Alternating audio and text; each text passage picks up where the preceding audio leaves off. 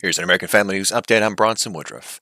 Multiple pro-Hamas, anti-Israel demonstrators were arrested on Tuesday after clashing with police during a protest that began outside of the Israeli consulate and spilled out onto the surrounding streets.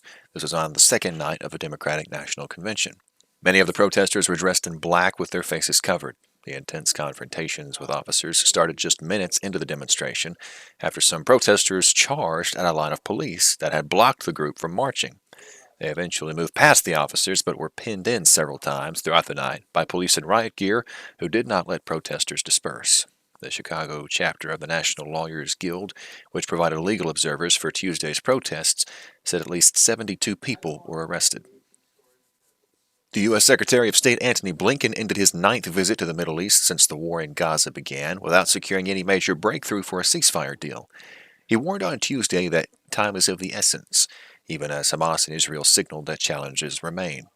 After meetings in fellow mediating countries, Egypt and Qatar, Blinken said that because Israel has accepted a proposal to bridge the gaps with the terrorist group, the focus turns to doing everything possible to get Hamas on board and ensure both sides agree to key details on implementing a ceasefire. School board candidates in Florida, backed by Governor Ron DeSantis, were defeated Tuesday in several counties. Preliminary results say incumbent school board members in Pinellas County, one of Florida's largest swing counties, appeared to have survived a challenge from candidates backed by DeSantis. Activists had hoped that three challengers endorsed by the local chapter of Moms for Liberty would win a conservative majority in the county. It's home to St. Petersburg on Florida's Gulf Coast.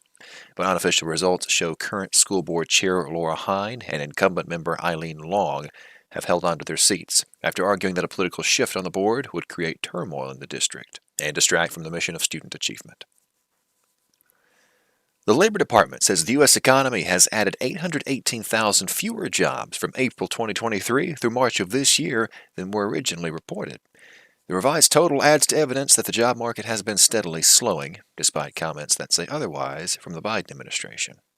The downgraded estimate follows a jobs report for July that was much worse than expected.